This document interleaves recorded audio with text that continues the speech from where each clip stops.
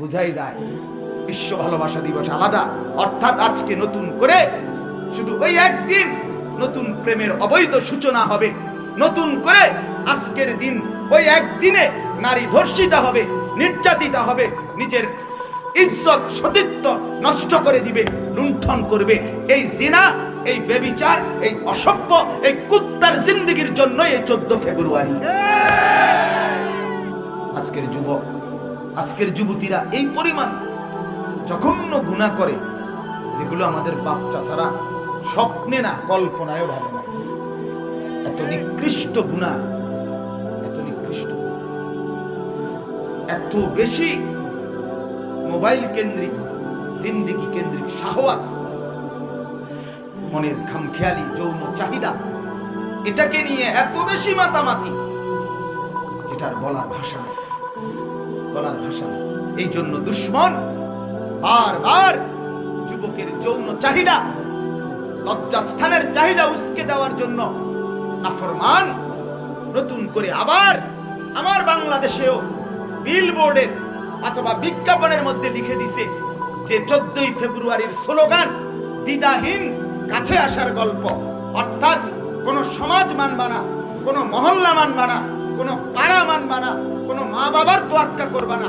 তুমি যাকে ভালোবাসো সে হিন্দু হোক, মুসলমান হোক, খ্রিস্টান হোক, ইহুদি হোক, কুত্তা হোক, বিড়াল হোক, দ্বিধাহীন মেলামেশা করো। স্লোগান জানেন মিয়া? 14 ফেব্রুয়ারির স্লোগান, মাল্টিন্যাশনাল কোম্পানির স্লোগান দ্বিধাহীন কাছে আসার গল্প। মানে দ্বিধা রাখবা না, যাকে ভাল লাগে, যেখানে ভাল লাগে উঠতে লাগবে। সোজা কথা। মা বাপ ধুর তো, মা বাপ কি কথা এরা বুঝে। হায় হায় হায়, আমি একদিন পত্রিকায় নিজে পড়ছি, সিনেমার এক নায়ক সে হিন্দু নারীকে বিবাহ করছে। তাকে জিজ্ঞেস করা হয়েছে, আপনি মুসলমান হিন্দু নারীকে বিবাহ করছেন? সে বলতেছে, ভালোবাসা জাতপাত মানে না। নাউজুবিল্লাহ। পরিষ্কার বক্তব্য, ভালোবাসা জাতপাত মানে না। ভালোবাসা কুত্তা বিলাই যায় না, উত্তে লাইলে হয়। এটা কুকুর না শুকর এত তার ভয়, ভালোবাসা।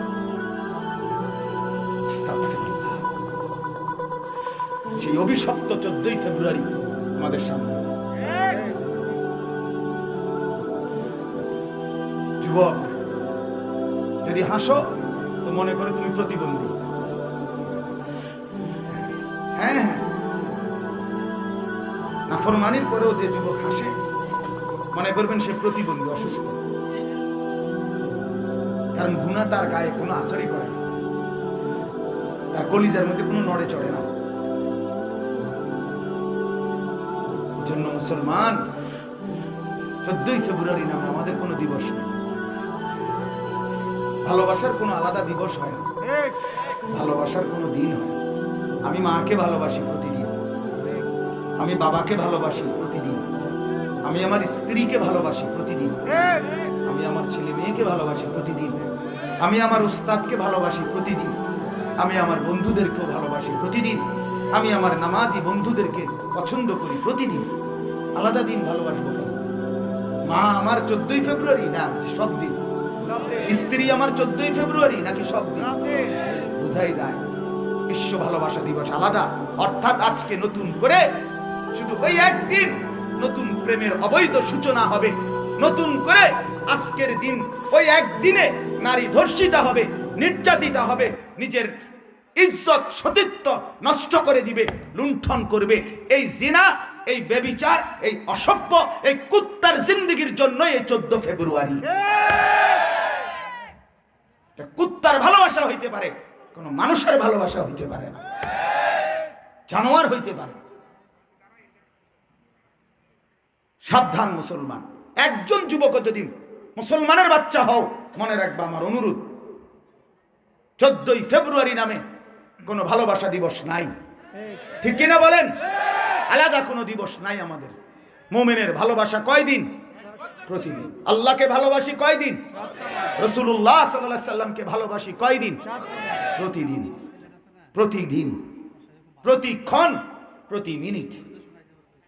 নবী সাল্লাল্লাহু আলাইহি সাল্লামকে ভালোবাসি। নবী আমার সারাক্ষণ, আমি যখন মিসওয়াক করি প্রমাণ করে আমি রসুলকে ভালোবাসি। আমার মুখে যখন দাড়ি আছে প্রমাণ করে আমি নবীকে ভালোবাসি। আমি যখন দস্তরখানে বিছায়া খানা খাই প্রমাণ হয় আমি নবীকে ভালোবাসি। তো সেই ভালোবাসা তো প্রতিদিন হবে। আমি যখন বাম পাও দিয়ে বাথরুমে ঢুকি তখনই প্রমাণ হয় আমি নবীকে ভালোবাসি। আমি যখন ডান পাও দিয়ে মসজিদে ঢুকি তখনই প্রমাণ হয় আমি নবীকে ভালোবাসি। আমার স্ত্রী যখন পর্দা করে তখনই প্রমাণ হয় আমি রসুলকে ভালোবাসি। আমার ঘরে যখন টেলিভিশন চলে না তখনই প্রমাণ হয় আমি রসুলকে ভালোবাসি। সেটা প্রতিদিন, সারাক্ষণ সারাক্ষণ, কদম কদম নকশে কদম নবী কে হে जन्नत के रास्ते, अल्लाह से मिलाते हैं सुन्नत के रास्ते। আল্লাহর সাথে মিলবে নবী সাল্লাল্লাহু আলাইহি সাল্লামের সুন্নতের রাস্তায়। অতএব প্রিয় ভাই আমার, বন্ধু আমার, আল্লাহর দোহাই, ওয়ার্ল্ড ভ্যালেন্টাইন্স ডে এটা কাফেরদের কোনো সংস্কৃতি হইতে পারে, এটা কোনো নাফরমানের দিবস হইতে পারে, এটা কোনো নিকৃষ্ট বেঈমানের জিন্দেগি হইতে পারে, কিন্তু তোমরা মুসলমান। এই ছেলেরা তোমাদেরকে অনুরোধ করলাম ভাই, দয়া করে কেউ এই 14ই ফেব্রুয়ারিকে সামনে রেখে কোন রকম অশ্লীল যেই কোন রকম কর্মকাণ্ড গুনার কোনো কাজ করবে না। বলো ভাই ইনশাআল্লাহ। ছেলেরা হাত তুলে বলো, ছেলেরা বলো। মুসলমান ধোকা দিও না, ধোকা দিও না। আল্লাহর সামনে হাত তুলে ধোকা দিও না। চাই মনে রাখো বন্ধু, আল্লাহ তাআলা চাইলে হাত অবশ করে দিতে পারে। হ্যাঁ, এক হাদিস আছে, মুসলিম শরীফের একটা হাদিস আছে। নবীজি একদিন এক লোককে সামনে দেখে বলছে তুমি ডান হাতে খাও, কুল বিয়ামিনি। ওই বেটা বলছে মাস্তাতাতু, আমি পারি না, ওই ডান হাতে খাইতে পারি না। হাদিসে আছে সে ইচ্ছে করে বলছে, মূলত সে খাইতে পারে। নবীজি বলছে লাস্তাতাতা, তাইলে আর পারতা না। নবী মনে কষ্ট পাইয়া লাইছে, বলে ফেলছে কথাটা, তাইলে আর পারতা না। আল্লাহর কসম, হাদিসে আছে ওই ব্যক্তি আর কোনোদিন ডান হাত মুখের কাছে আনতে পারেনি, অবশ হয়ে গেছে। এজন্য তামাশা মনে না করা। তুই প্রত্যেক দিন মনে করো হুজুররা কইছে দেখে আমি ইনশাল্লাহ হাত উঠেছি, মাতিচ্ছা কত ইনশাল্লাহ এরকম কইছি, বেড়া কিচ্ছু হয়েছে না। হ্যাঁ, তাফসীরের মধ্যে আছে, আমরা নিজে পড়ছি। আবু লাহাব নাম শুনছেন না? এই বেঈমান, সে নবীজি যখন কাউকে ইসলাম বুঝাইতেন, দাওয়াত দিতেন, তো সে পিছন থেকে হাত নাড়ত, এমনি এমনি মানা করত, দূরের থেকে আর কি, পিছন থেকে। ওই লোকটার সাবধান হইল না, একেবারে ধরা খাইবা। আর বনও খাইতে, বিড়িও খাইতে পারত না, সিগারেটও খাইতে পারত না, বুঝলেন না, আর রং তামসা করতে পারত না। তো এভাবে হাত নাড়ত। তো একদিন সাহাবীদের কয়েকজন তাকে বলছে, আবু লাহাব তুমি যে পিছন থেকে এভাবে হাত নাড়ো, তোমার হাতের উপরে তো ক্ষতি হবে, তোমার হাত, আল্লাহ তো নারাজ হবে। পরের দিন সকালবেলা আবু লাহাব ওই লোকদের কাছে, ওই সাহাবীদের কাছে গিয়া নিজের হাত দেখাইয়া বলতেছে, চাও কিচ্ছু হয়েছে না, এই দেখো। তোমরা না কইলা বলে হাতের ক্ষতি, কই কোনো অসুবিধা হয়েছে না তো। কোরআনের আয়াত তখন নাজিল হয়েছে, তাব্বাত ইয়াদা আবি লাহাব, আচ্ছা আবু লাহাব আমি তোর 2 হাত খাইয়া লাফাম। তাব্বাত ইয়াদা আবি লাহাব, আবু লাহাবের 2 হাত ধ্বংস হয়ে গেল। তাব্বা, আল্লাহ বলে না না না না, আমার জিদ কমে নাই না ফরমান, তোর 2 হাত না, পুরা তোর বডি ধ্বংস হয়ে গেল। মা আগনা আনহু মালুহু ওয়া মা কাসাব, তোর সম্পদ, তোর উপার্জন, ক্ষমতা কিছুই তোকে আমি আল্লাহর আযাব থেকে ধ্বংস বাঁচাতে পারবে না। এজন্য প্রিয় ভাই আমার, বাপ আমার, বন্ধু আমার, দয়া করে আল্লাহর ওয়াস্তে এমন নাফরমানি যেন না হয়।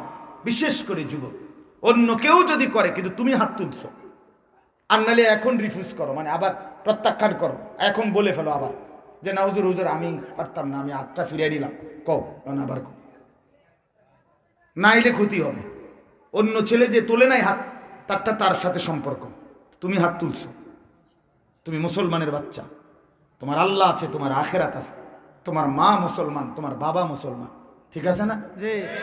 তুমি বন্ধু জন্মের পরে আজান শুনছো, নর্তকীর নাচ না, সিনেমার গান না, তোমার 2 কানে আজান দিছিল। আজান তোমারে প্রথম দিন শুনাই দিছিল, জন্মের প্রথম দিন, আল্লাহু আকবার। এই বান্দা শুনে নাও, গোটা পৃথিবী বড় না, আল্লাহ বড়। আল্লাহ বড়। কে বড় বন্ধু? আল্লাহ বড়। আমেরিকা বড় না আল্লাহ বড়?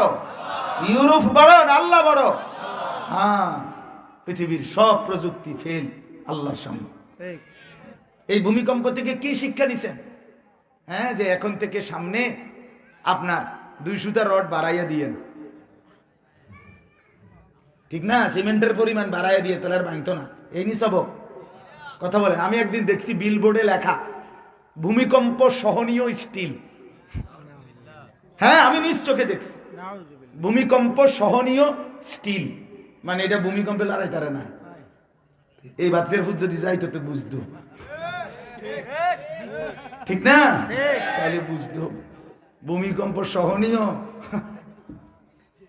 আল্লাহর সাথে চ্যালেঞ্জ করা। ফালা ইয়ামানু মাকরাল্লাহ ইল্লাল কওমুল খাসিরুন। রব্বুল আলামিন বলেন, আমার ধরা থেকে নিজেকে নিরাপদ ভাবে সে মূলত ধ্বংস যার একদম কাছায় গেছে, একদম খাসারা বরবাদি যার কাছে, সেই আমার থেকে নিজেকে নিরাপদ ভাবে। অতএব আমরা 2 কথা আমি বলছি। 1, আমার এই ভূমিকম্প আমাকে যেন আখিরাত মনে করায়, নামাজ শিখায়, গুনাহ ছাড়ার মতো মানসিকতা যেন আল্লাহ আমাদের মধ্যে তৈরি করে, বলেন আমিন। 2 কথা হলো যে ইমানদারের ভালোবাসা প্রতিদিন, ইমানদারের আলাদা কোনো ভালোবাসা